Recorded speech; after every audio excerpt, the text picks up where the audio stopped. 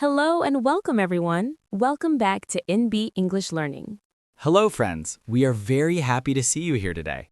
Today is a very special day because we are starting our 30 Days English Speaking Challenge. Yes, from today, your English speaking journey begins. If you follow these lessons every day and practice sincerely, you will definitely see improvement in your English.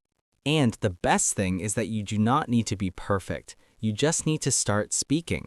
Why people cannot speak English? Eman, many students study English for years, but they still cannot speak fluently. Why does this happen? That's a very important question. The main reason is translation. Exactly. Many people try to translate every sentence from their language into English before speaking. Yes, and this takes time. Then they become nervous and lose confidence. For example, when someone wants to say, "My name is Ravi," they first think in their language and then translate it.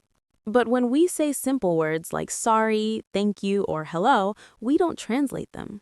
Right, these sentences come naturally because we have practiced them many times. The right way to learn English. So, Noor, what is the right way to learn English speaking?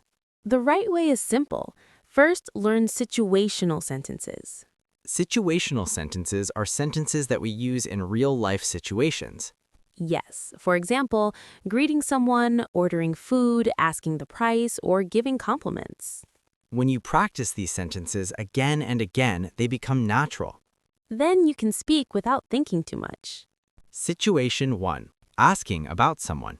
When you meet someone after a long time, you can ask, "How have you been?" That's a very good question. Another question is, "How are you doing?" Or you can also ask, "What are you up to?"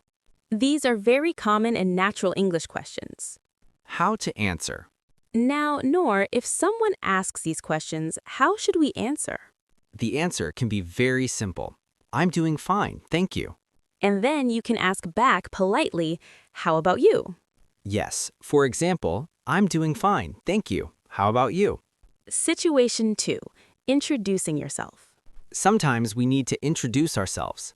Yes, especially when we meet someone for the first time. The introduction can be very simple. For example, "Hello, my name is Noor." And then you can say, "I'm from Lucknow." Then you can add what you do. For example, "I am a student." Situation 3. Responding to compliments. Sometimes people give compliments. For example, "Your dress looks beautiful." Then you can reply politely, "Thank you, that's very kind of you." Or you can say, "My pleasure." Situation 4. Reacting to bad news. If someone tells you bad news, you should respond politely. Yes, you can say, "I'm sorry to hear that." This sentence shows sympathy and kindness. Situation 5. Ordering something. Now, let's imagine we are at a restaurant. If you want to order something, you can say, "Can I have a cup of coffee, please?" Or, "Can I have a burger, please?" This sentence is very useful. Situation 6. Asking the price. Now, imagine we are shopping. If we want to ask the price, we can say, "How much does it cost?" Or simply, "What's the price?"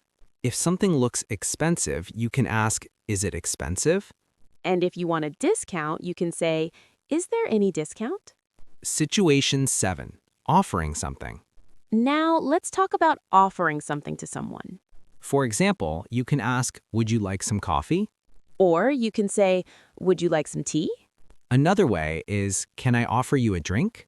Final advice. So friends, these are some important English sentences for daily life. Practice them again and again. Don't be afraid of making mistakes. Because mistakes are part of learning. If you practice every day, your English will definitely improve. And tomorrow, we will come back with Class 2 of our 30 Days English Speaking Challenge. Don't forget to like, share, and subscribe to NB English Learning. See you in the next class. Thank you for watching. Goodbye.